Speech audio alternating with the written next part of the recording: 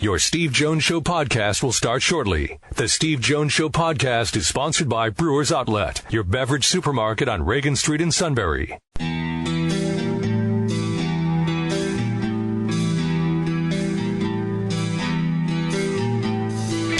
Sports talk where your voice counts. This is the Steve Jones Show on News Radio 1070 WKOK. Now from the Sunbury Motors Studio, here's Steve Jones. Sunbury Motors, 4th Street in Sunbury. Sunbury Motors Kia, routes 11 and 15 in Hummel's Wharf. And today's show brought to you by our great friends at Brewers Outlet, Reagan Street in Sunbury, the beverage supermarket. I want to talk about a great selection of beer. They have imports, domestics, microbrews. Doesn't get any better than what they have there. And some great specials between now and Tuesday as you stock up for Labor Day weekend and stock up for the tailgate. Some of the specials between now and Tuesday at Brewers Outlet do include Bud and Bud Light 24-pack 16-ounce cans for just $16.98. Rita's, all flavors, 12-pack, $10.95. Smith & Forge 12-pack, $8.77. Sam Adams Oktoberfest 24-pack, $24.95. And Yingling Oktoberfest 12-pack, just $10.95. Which brings up, it's not just beer, it's wine coolers, water, soft drinks, snacks. They roast their peanuts fresh and hot every day, and that pickle bar is absolutely second to none, led by the Barrels and the Dills. Brewers Outlet, Reagan Street in Sunbury, the beverage supermarket. Time now for our play-by-play call of the day. Ohio State last night gets on the board with Johnny Dixon's first career touchdown catch. Breakthrough, meaning they've been close, but can we have that breakthrough moment? Looking for it tonight, wide open across the middle, and there's Dixon again. Dixon to the 20. Dixon, touchdown. Dave Fleming with the call on ESPN last night. Great, really good game, competitive game, interesting game for about 2.5 quarters plus, and then Ohio State just took over and won the game going away last night. They get Oklahoma next week. All right, Bellator MMA is coming to the Bryce Jordan Center on November 3rd. It's a Friday night, and tickets went on sale for today, and it marks the return of Phil Davis and Ed Ruth. Earlier today, I had a chance to sit down and talk with them and welcome them to the show. It's great to be home. Well, Phil, I'll start with you. You got into this. What did it take training-wise that was different than your wrestling life before this? Well, going from wrestling into MMA was a big step, just because it's not even the whole physical aspect of beating another person up, which is punching someone, I should say, which was brand new to me. Yes. Just going from wrestling, where I knew what I was doing. I knew I had fully proficient in every situation, and going into MMA, I didn't know everything. I didn't know anything. Didn't know how to punch, didn't know how to kick, didn't know how to submission grapple. You didn't do it when you won the 2008 national championship. There was no submission grapple. I think they should have had the submission grappling championship the next day. That would work. They should have get that started. But no, yeah. So I didn't have those skills. So it was a little tough going from so much confidence into a room every day, going into a place where I had no confidence of winning every day. And then the 13 and 14 national champion. Same story for you. I mean, what would right away? What struck you as, this is different? That 4-ounce glove. Yes. Struck you. Yeah. That struck me as different. At the same time, it was, just like Phil said, you're doing something that you've never done before. I mean, I'm like stepping into a cage, and I'm not there to compete with wrestling wise. I'm actually there to beat somebody up. I'm literally going to put hands on this guy, and that experience in itself. It was just like, wow, okay, I'm not a wrestler anymore. Nope. Are there skills from your wrestling days that you use today, or is it all off the boards because of how different MMA is? I mean, like, with wrestling, it dictates whether you're going to be on the ground or not. Yeah. But, you know, when you're fighting is, like, the only time I'll ever use wrestling if I ever come in contact with you and, you know, we're tussling. But other than that, it's all with the striking and everything. And then once you go down, it's all about jiu-jitsu and submission and just staying in control. And that's where wrestling really helps you out.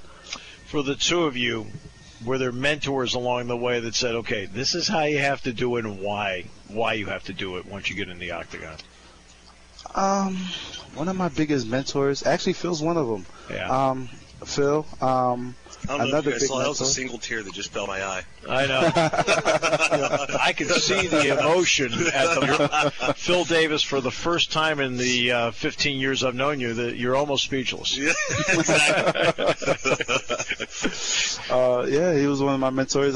So was Cormier, actually. I would send him texts. Actually, he texted me right after I won my third national championship, and he was just like, he was texting me and staying in contact with me.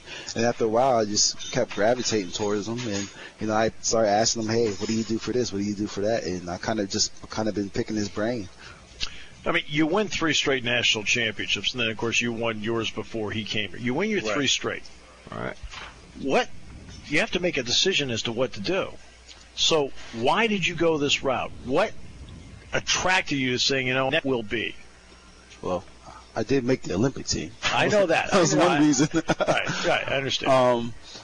Other than that, it was just more like, you know, I started doing it and I enjoyed it. It was when you do something and it feels right, and I started fighting and it just felt right. When I was wrestling, it was just like I was wrestling, you know, this was right for right now.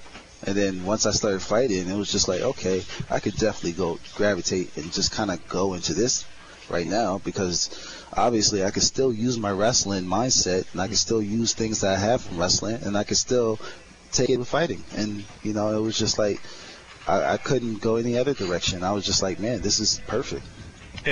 Phil, what about you? What opened the door where you said, because you had to make the decision earlier than he did. Right. And you probably paved the way for him to get into this in terms of the idea of it. So what attracted you to it? You know, I really love competing. I just love competing in sports or in just in life. And I graduated on an Olympic year, and I knew right away I did not want to win the Olympic gold as bad as other people wanted it. Yeah. Other people wanted it more. And you have to be honest with yourself. What do you really want to do? And the Olympics, it should be pointed out, that really is an older man's game. The Olympic freestyle wrestling is an older man. It really is. It really is. It is. Yeah. It is. Most guys typically make the team around 28. Yeah, that sounds right. 28, somewhere between like 30. It's about 35. Yeah. Somewhere in there is about normal for most guys. You'll have your random phenom guys. Well, around your time, it was around that. Now we have a little bit younger. Snyder. Yes. Okay. They are an anomaly. Jordan Burroughs is like. Okay. I think he was like 23. He was 23. Yeah. So I'm okay. The ages That's 3 guys. going That's down. 3 guys, including Jaden Cox, who you didn't mention. I'll give you that. Yeah. Okay. He was Jaden Cox. I'll give you that. Just so you know, Ed, he did not wrestle for Charlie Spidell in the 50s. Okay.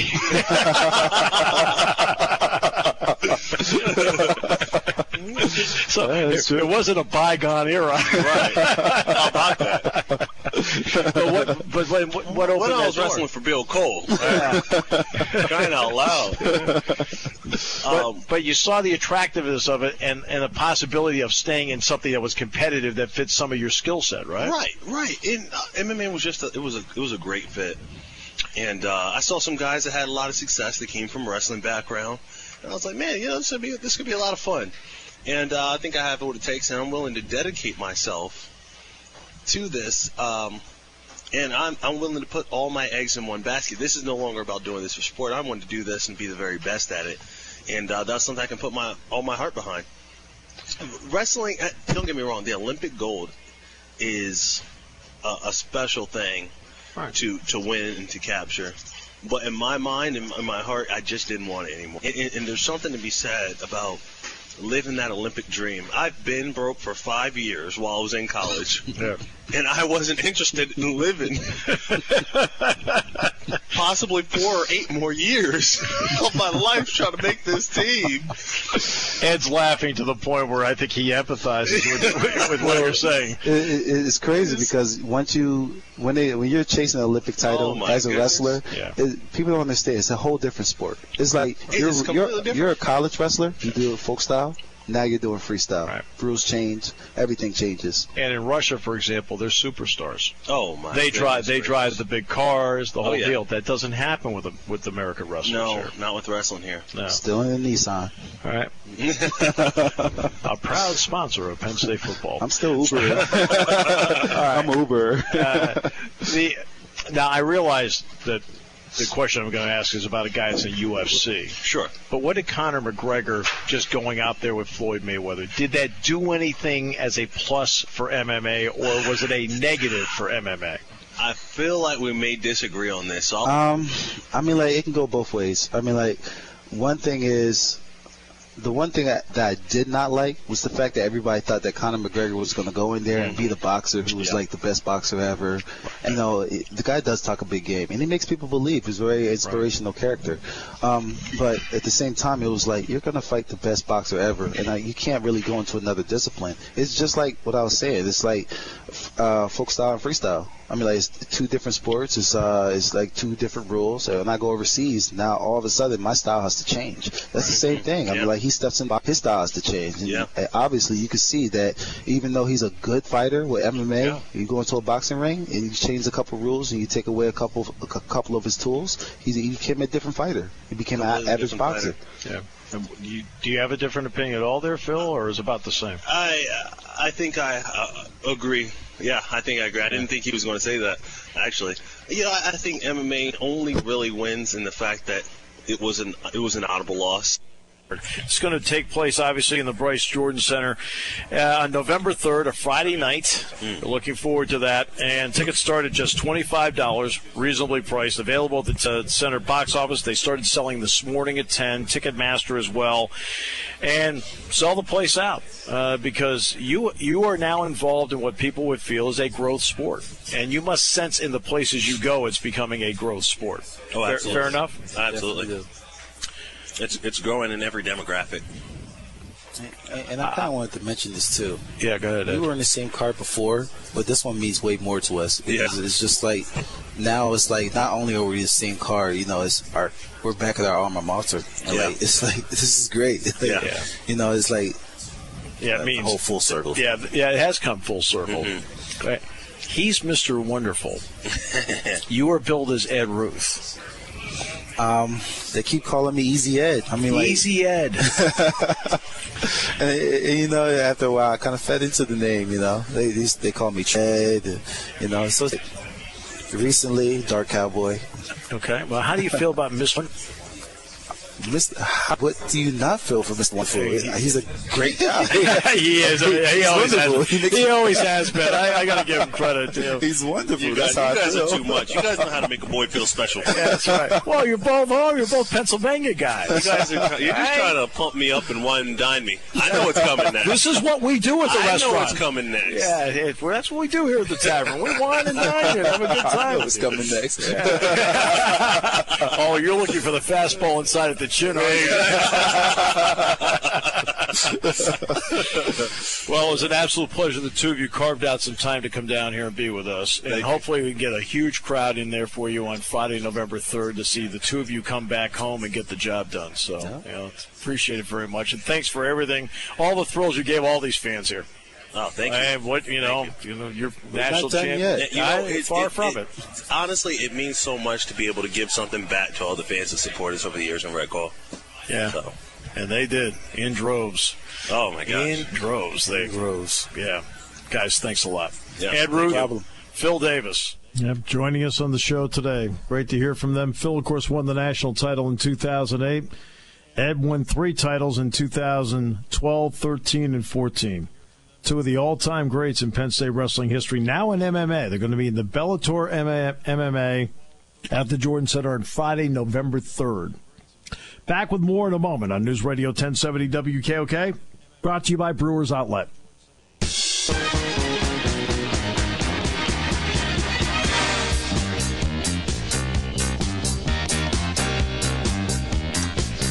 Just so you know, we had to do the interviews on location today and send it back.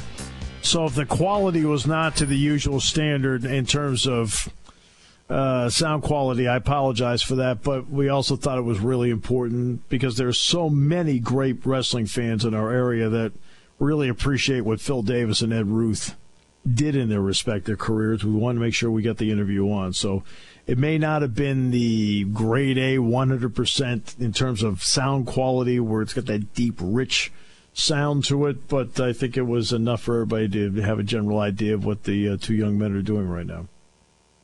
So today's show brought to you by Brewers Outlet, Reagan Street in Sunbury, the beverage supermarket. Imports, domestics, microbrews, best selection of beer anywhere. Wine coolers, water, soft drinks, snacks. They roast their peanuts fresh and hot every day, and the pickle bar is indeed second to none. So what are the games we're picking in the next half hour? I think Colorado State was a late ad, if I recall. Yeah, we will lead off with that, and then we'll have, of course, tomorrow's matchups, Michigan, Florida. Maryland, Texas. I thought that was kind of intriguing since it's Tom Herman's debut with the Longhorns. It's prime time tomorrow night. No-brainer, Florida State, Alabama. And then we'll pick Sunday night's rivalry game between West Virginia and Virginia Tech. Two rivals, though, that haven't played each other in quite a while. Well, we'll be having a discussion about that 10, 20 years from now, saying, hey, two rivals that haven't played each other in a while. Texas A&M. Maybe saying, who knows, might say the same thing about Penn State Pitt. Basketball, Missouri, Kansas. I mean, these games aren't played anymore. It's a different time. It's a different era. Doesn't mean it's a better time or a better era. It's better in some ways, and in some ways, no. But part of progress along the way is sometimes part of progress leads to something you don't have what you used to have, like a rivalry game like this. We'll get more into the Penn State Pitt situation next week, but I said distinctly last year, Sean, before the Pitt game, that the Ohio State game was a more important game to Penn State than Pitt. And my reasoning was just simple. Penn State plays in the same division with Ohio State. Penn State needs to beat Ohio State in order to have a shot to win the Eastern Division title, in order to get a shot at the Big Ten championship. Pitt is an important non-conference game. And yes, it's a rival, no question about it. But which game in reality has more importance to it? Well, it's the Ohio State game. It's the Michigan game. In this era now, Penn State's about to begin its 25th season in the Big Ten. Those are the important games. You play Indiana. It may not be sexy to say you play Indiana, Maryland, Rutgers every year, and then you got Iowa, Northwestern, and a home game with Nebraska. But those are your conference games now. And from a national point of view, Penn State, Ohio State, and Penn State, Michigan has much more cachet than a Penn State Pitt game does. I'm just talking overall, and just so you understand here, I'm not putting down the Pitt series in the least. I'm just explaining in today's world the reality of it. That is the reality of it. You want to win your division. You want to win your conference. Unfortunately, beating Pitt does not accomplish either one of those goals. Beating Ohio State and beating Michigan are two important steps you have to take to achieve those goals. And from a national point of view, Penn State lost to Pitt last year. Did you hear any commentator in the run-up to the college football playoff announcement or in the post-mortem of the college football playoff announcement mention the loss to Pitt? No, they all mentioned the loss and the margin to Michigan. They never mentioned the Pitt game. And what vaulted Penn State to national prominence? It would not have been a win over Pitt. It was a win over Ohio State, because now you beat one of the perceived top teams in the country, which also happens to be in your division, in your league. It's just different times. Now, any game that you play that's in front of you that week, It's not a cliche, it's a fact. It's the most important game that you have. Penn State cannot play Pitt tomorrow. They have to play Akron tomorrow. And being a prohibitive favorite, they just have to go out and take care of business and not stumble, which makes it an important game. You just, in this sport, the margin of error is very thin. Can't afford stumbles. So you go out, you play Akron tomorrow, then you concentrate on the next one. But it's just the way everything is now 25 years later. Penn State's going to embark on its 25th season in the conference. The dynamics have changed. For younger fans, it's no big deal. For older fans, it's justifiably a difficult adjustment. When it comes to car buying, there's the other guy's way, and then there's the SMC way. The other guys force you into a vehicle you really don't want. The Sunbury Motors way lets you take the time you need to browse, ask questions, and take the test drive and think on it. For over 100 years, the Mertz family and all their employees have made your experience the most pleasant one you'll ever have. The other guys won't offer you the best price for your trade, no matter how much they say they will. The SMC way is their promise to provide you with the most money the market shows your vehicle is worth. The SMC way is to offer you all applicable factory rebates on new vehicles and generous discounts. Looking for a pre-owned vehicle? The SMC way checks each vehicle in a 200-mile radius to determine the lowest price, then beat it. It's the lowest price promise, just part of the SMC way. The choice is up to you. The other guy's way or the SMC way. The SMC way wins every time. Sunbury Motors Company in the North 4th Street Auto Plaza, Sunbury, and at sunburymotors.com. Selling more cars and satisfying more customers for over 100 years. True refreshment can come in many forms, but it can only be found in one place, the Beverage Supermarket, Brewers Outlet in Sunbury. Along with their great selection of beer, including imports and microbrews, they have lots of water, soda, fresh roasted peanuts, and an unbelievable variety of pickles at the pickle bar. Look for great deals on wine coolers and your favorite snacks, too. Get true refreshment all in one place, the Beverage Supermarket, Brewers Outlet in Sunbury. Taking your calls at 800-795-9565. This is the Steve Jones Show on News Radio 1070 WKOK. Now from the Sunbury Motors Studio, here's Steve Jones. Sunbury Motors, 4th Street in Sunbury. Sunbury Motors Key Routes 11 and 15 in Hummel's Wharf. And time now to stock up for your tailgate and stock up for the Labor Day weekend at Brewers Outlet, Reagan Street in Sunbury, the Beverage Supermarket. Great specials between now and Tuesday. And those specials do include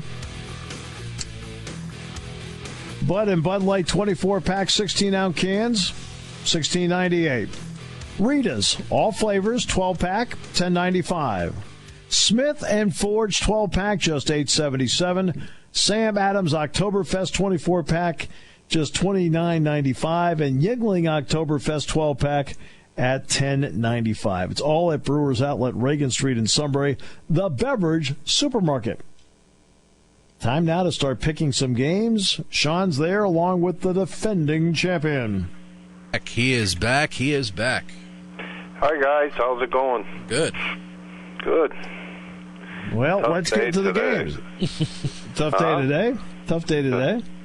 Oh, God. I'm working on a job on site, and I'm installing these panels, and it's going really well. It's a local gym, and I finished the job, and I'm really proud of it. And so I go. It's in a shopping plaza, so I leave. I go to load all the tools and stuff back in my truck, and very meticulous about it. And I said, I'm all set. And I had a $50 bill in my pocket. And I said, oh, wow, a dollar store. So I figured I'd go to the dollar store and buy an item for $1 and give them a $50 bill. Ha, ha, ha, you know. I reach in my pocket, it's gone. I'm like, No way. Now, and I had it when I was in the building. So now I'm hunting for the $50 bill, and I could not find it. Wow. So, no dinner tonight. We're going to have to get the fishing poles out, honey. We're going to have to catch dinner. So there you go. Yep.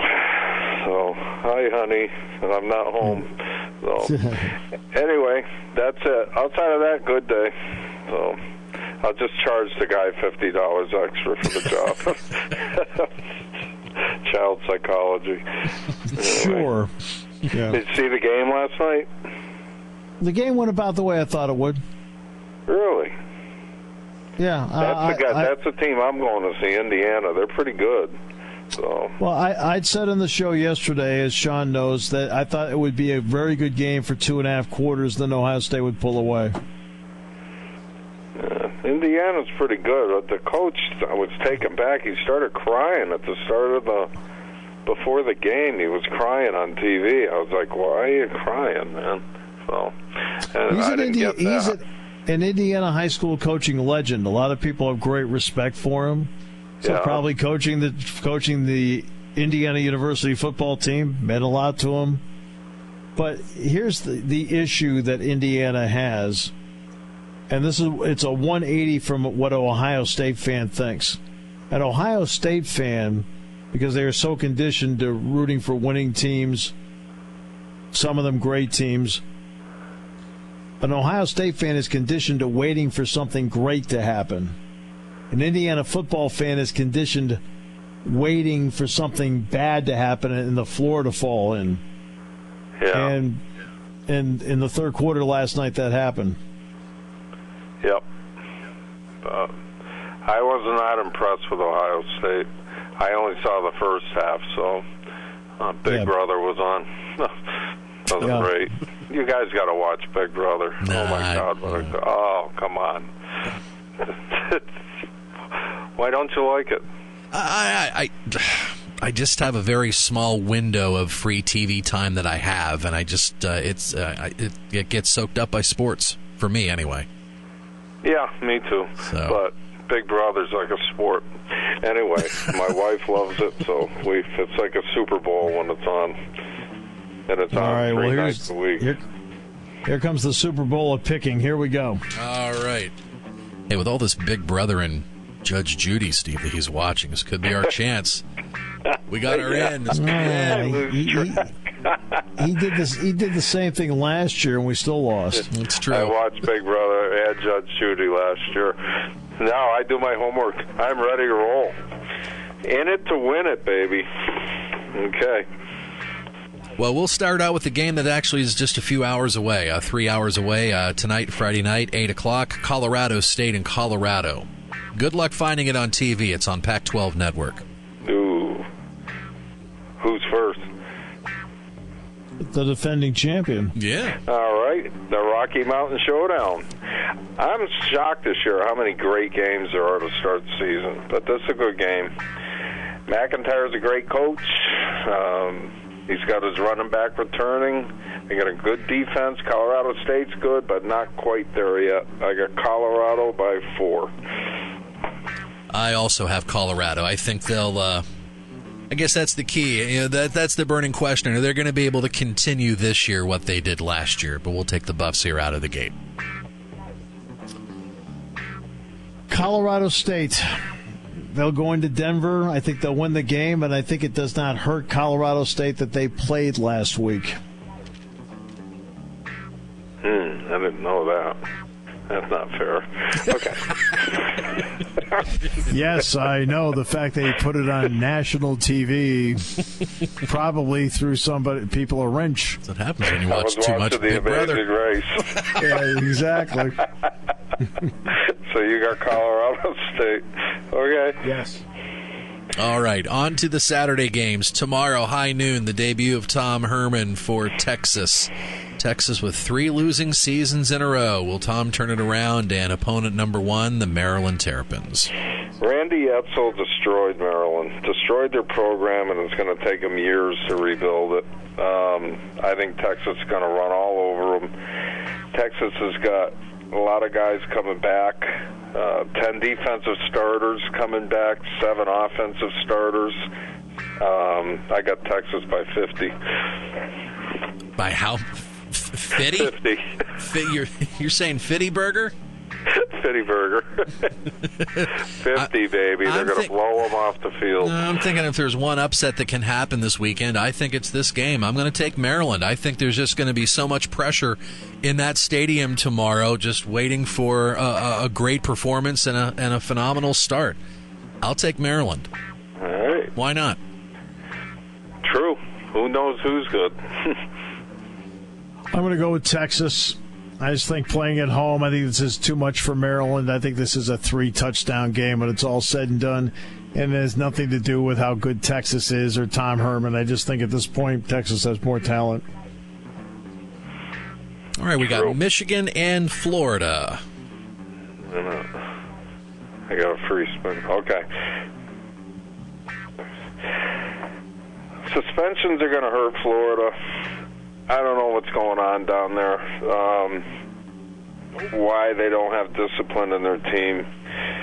Florida's offense is already anemic from last year, and they really haven't done anything to make it any better because the players are suspended. You got two good defenses and two subpar offenses, but I think Michigan is a better team with better athletes. I got Michigan.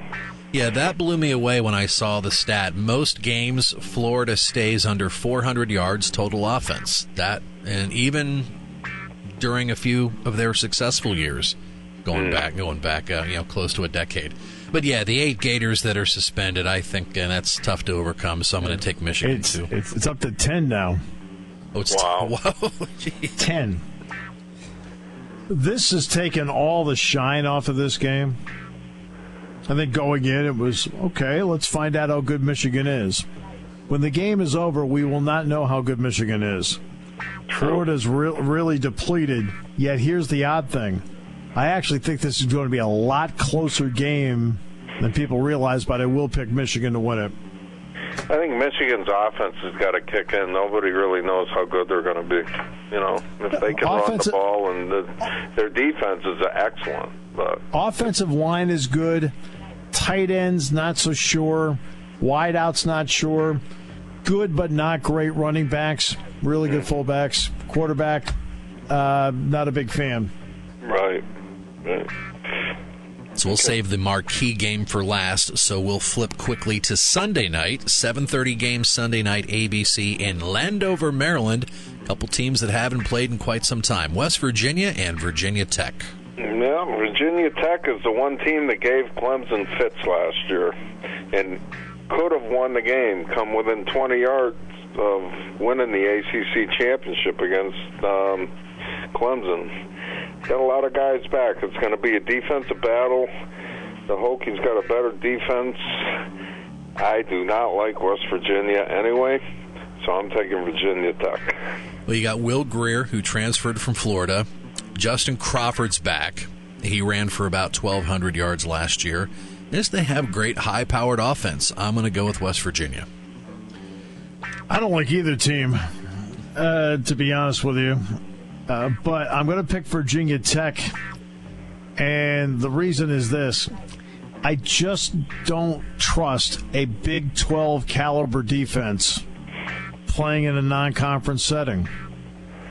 Big 12 defenses are Big 12 defenses. They give up a lot of points and a lot of yards, and I think Bud Foster's defense for Virginia Tech is better than Gibson's defense at West Virginia, because it's an ACC defense versus a Big 12 one. I mean, who in the Big 12 plays quality defense? I say nobody. I'm going to go with Virginia Tech. And we go with a 5-star matchup for Week 1 college football tomorrow night in Atlanta. Number 1 versus number 3, Alabama and Florida State. Well, Jalen Hurts. I think he's the difference in the game, and I think he's going to win the Heisman Trophy also. And I have Alabama not winning easily. It's going to be a good game, but Alabama's just a better team all the way around, and we'll be playing for the national championship again. Seminoles have lost 3 starters on the offensive line from last year, and a name you're going to hear a lot is Cam Akers, who is a very highly recruited running back. We'll see how that happens and how he gets his collegiate career going tomorrow night for Florida State. But, yeah, Kevin, will Jalen Hurts improve as a quarterback? You already have him winning the Heisman. I'm just curious how he's going to improve. Well, he went to Peyton Manning's school. That's how. Okay. No, Manning said he did very well, and he made big improvements. So And the kid is just a great athlete, and he's a winner. So, intangibles that you can't coach. I'm going to go with Alabama. Yeah. I'm picking Florida State. Oh! Yes. No, sorry. Go. I think the better quarterback plays for Florida State. Really? Oh, no, that's the thing. Will Jalen Hurts improve from last year? But I think the other kid is a better player, regardless of whether Hurts improves. Really? I think everybody has jumped on the Alabama bandwagon. They are very talented. They're extremely well coached. I know that. But it's not as if Florida State doesn't have talent. They got a lot of talent, too. And I think they've got the kind of quarterback that will give Alabama some problems along the way. You're right. And I'm going to go with Florida State to win. You're right. I mean, I know that the easy pick is Alabama. I know that. But just I've got a gut feeling, and my gut may be thrown out into the garbage by 11 o'clock on Saturday night. Wait a minute. That wasn't an easy pick. That was a hard pick.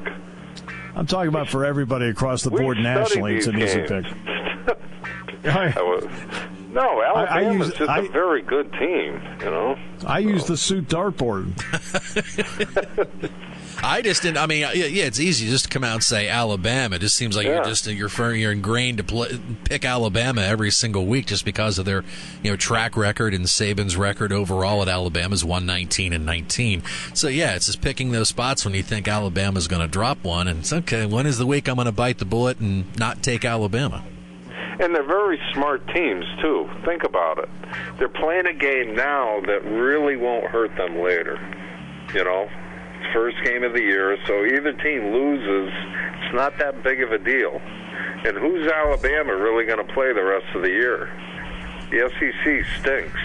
They're going to roll through that, and so if they pick up a loss tomorrow or Sunday, whenever, it's tomorrow. The first game of the year, and the committees will write that off, you know.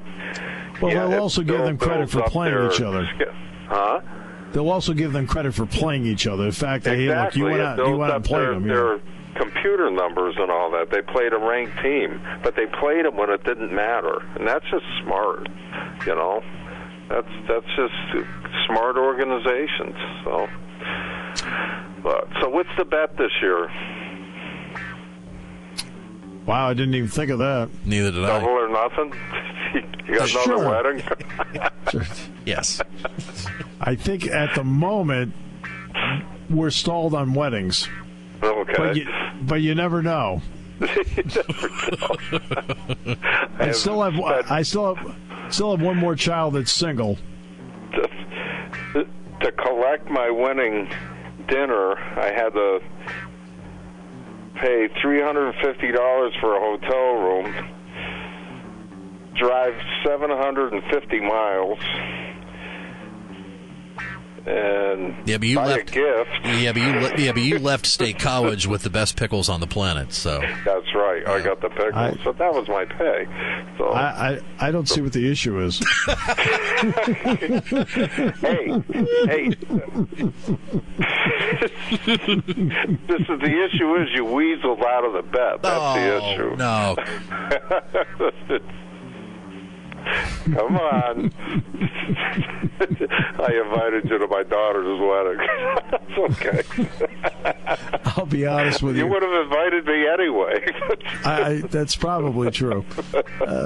Probably true. We have to invite him. I owe him a meal. That's funny. To be honest with you, I completely forgot about the bet. I know. I'm only kidding. I could care less about the bet. I literally, completely forgot about it. I've been a little busy, but the bet's a pickle. I bet you a pickle. Can I pick the place? Yeah, the place that sponsors the show. Exactly right. He's getting the hang of radio now, Sean. It took a year, but he's good. No, Very good. I like the pickles. I bring the pickles up every week. Yeah. Oh, I get it. But I really like the pickles. I'm not making that up. They were good. When Bob Buhner's on, he brings it up all the time. The suit only does it for free food, but I mean, other people. No, we bet the pickles, but we're all in on the bet. Yeah, we're all in. Oh, yeah. Yeah. We're all in. So the winner gets 6 pickles, second place gets 3, and the loser's got to buy them all. If that's fine with me, I'll go with that. That's an easy one for me. Yeah. All right, now. And don't forget, Shawn come down to the last game last year. It's not like I ran away with anything. We come right down to the last weekend. Remember that? Trying to point out who finished last? Yeah, you were involved. In fact, you were out of it pretty early. What you're trying to say is... Well, based on some of the picks I made this weekend, I might be out of it after week 1. Oh, here we go. NFL Network reporting Brock Osweiler has been released by the Cleveland Browns. Yeah. Wow. Yeah. Wow. He won't be the last big name release because all the cuts are coming at once. That's right. By 4 o'clock on Saturday, yes. High school football coming up tonight. This is what we have for you on News Radio. Well, we'll start with this. Selinsgrove will be at home against Montoursville tonight. 7 o'clock the kickoff, 6 o'clock the airtime at Eagle 107. Shawn will be on after the game on Eagle 107 as well with the scoreboard. Then we go to the Valley 100.9. Lewisburg will be at Central Columbia. 7 o'clock the kickoff, 6:30 the airtime. Tomato Bowl tonight is Warrior Run against Milton at Milton tonight on WMLP. And here on News Radio 1070 WKOK, you'll have Shikellamy at Mount Carmel. Kevin and the coach on beginning at 6:30 tonight with a 7 o'clock kickoff.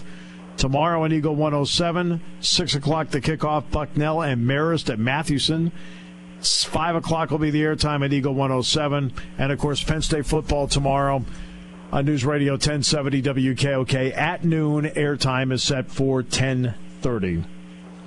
All right. Great call tomorrow, my friend. Yep, we'll come back. Wrap it up in a moment on News Radio 1070 WKOK.